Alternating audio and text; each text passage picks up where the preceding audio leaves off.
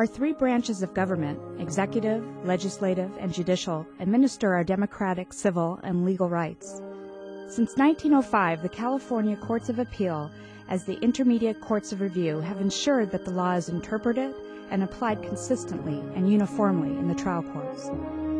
During their long history, the Courts of Appeal have presided over the expansion of legal theories and have set volumes of precedent, producing a body of law that protects the rights of all Californians while advancing the administration of justice. Beyond the bench and the black robes, the justices are ordinary people, women and men from diverse ethnic, cultural, and economic backgrounds. Their personal stories and reflections shed light on how the law is shaped and what motivates individuals to embrace a career in the law. Here are some excerpts from the California Appellate Court Legacy Project Archive of interviews with retired state justices about their life experiences, the work of the court, significant cases, judicial philosophy, and how the institution and the law have changed over time.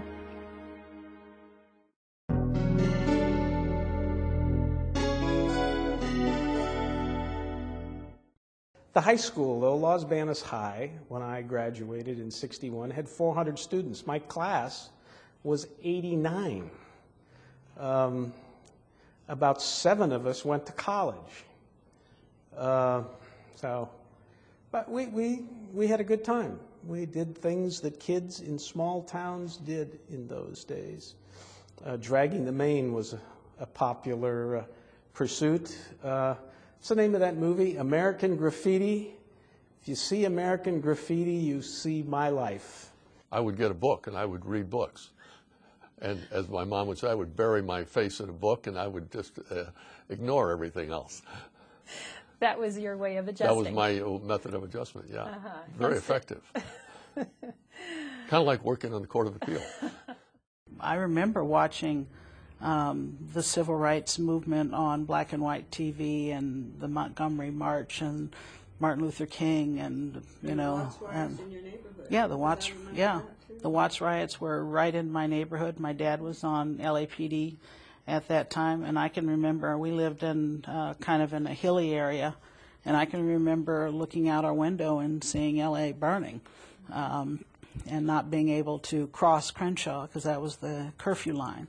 I worked during the day, juggled the kids. They were all, let's see, they were about 10, 11, 12. They were all very close together at that point. And went to law school 3 nights a week, 12 months a year for 4 years. After 22 years of private practice, becoming a judge was a wonderful change. I think I'm probably alive today because I became a judge and could enjoy what I was doing so much.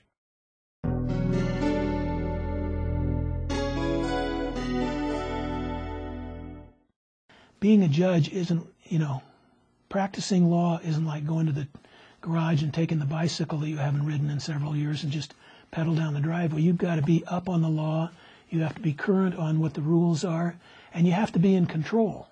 The chief talent of a good attorney is being a quick study, certainly a good appellate attorney. And it is very definitely the talent of a good judge is to be a quick study, and so I tried to achieve that by going to the sources, learning what you have to learn, and learning from the lawyers. I enjoyed oral argument, and I found that oral argument really affected the way I voted on a number of cases, and also affected the final product. You've got to carve up a case into its important parts and discard the rest of it and then write about what's significant in an intelligent way so that when someone reads it, they know what the case is about and they know why you decided the way it is.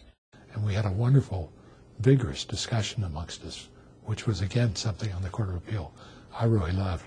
We had, if we were undecided on something or we had some differences, it was wonderful having those discussions.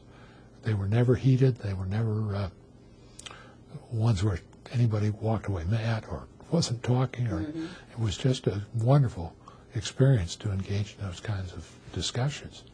I thought in many ways it was the best part of the job.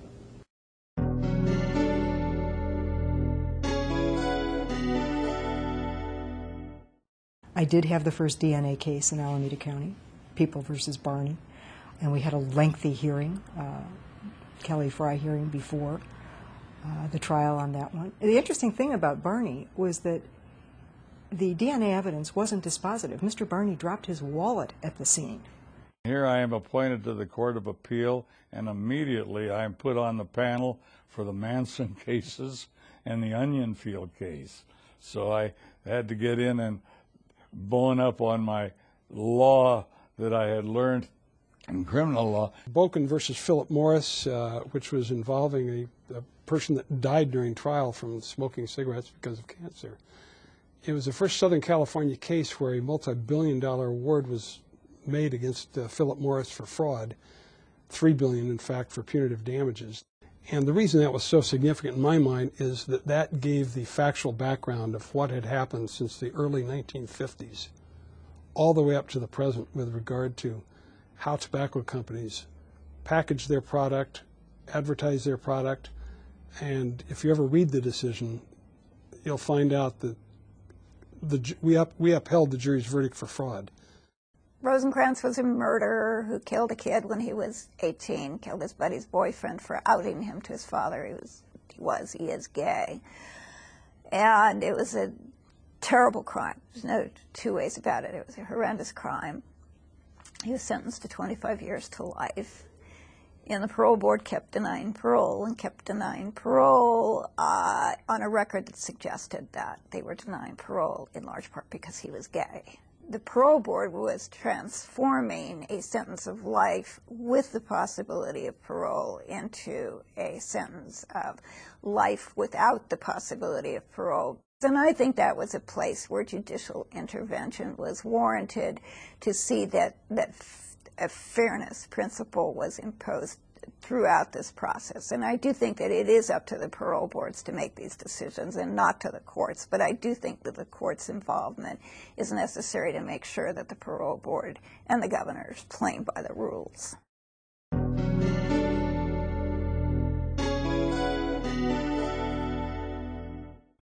But on the Superior Court, when I first joined it, one woman, very, very talented person, and she didn't get a lot of help, let's put it that way. Mm-hmm. You know, and you look back, and I've sort of studied the history of, you know, like African-American judges, and until the 70s, there were so few. You know, maybe one a decade almost. You know, that Edwin Jefferson and Bernard Jefferson, a couple of the early ones, and then it was, you know, just so few for so long. In my remarks, I commented on the fact that, I was being nasty really, but I commented on the fact that it was a privilege to be in the athletic club because the only way I could get in there was as a guest of someone else. And they were asking me about, you know, the bar, and I said, well, that the usual quota had been imposed, and there were 3 persons who had passed the bar, but that I hoped that, you know, that was something that was going to be corrected in the future. That I had the advantage.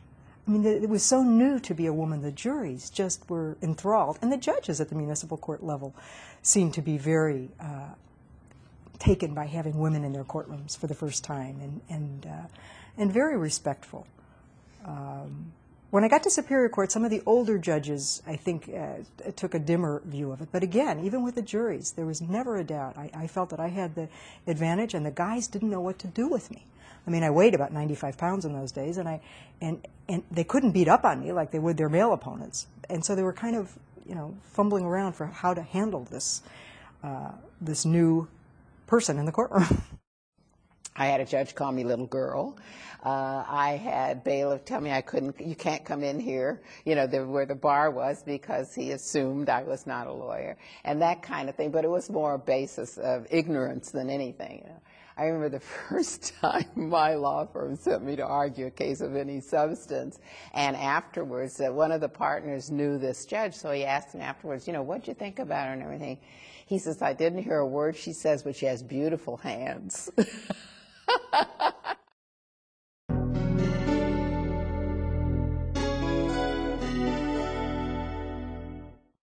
Each judge knows that they're there to do only one thing, that is to analyze the case that they have before them at the time or the cases, see if the law was correctly applied, and look at it from that standpoint and not look at it from any type of a political standpoint. Everyone that comes into my court has the same status, and that in terms of the respect that they're warranted out of the box.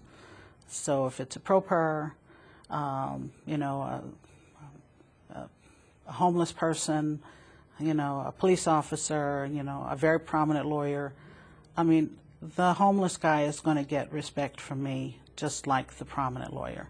This is a society, ours, that's held together by, certainly not by race. We're incredibly diverse, not by religion, not even by language anymore. It's held together by the uncommon boast that we are a people, and it's a boast and a claim laid out in our constitutive law, the Constitution. It's a republic of a concept of ideas. I'm very concerned at the Supreme Court level with this debate that's going on as whether or not you should humanize the judiciary. And I wouldn't want to be in a country where there wasn't an element of humanization of the judiciary. It doesn't mean that you're going to abort your knowledge of the law or your commitment to following the law, but the fact that you're human enough to say separate but equal isn't equal is not a distortion of the law, and there's so many facets of our society that wouldn't make any advance at all if it weren't for judges that first of all recognize the problems and then were willing to address them.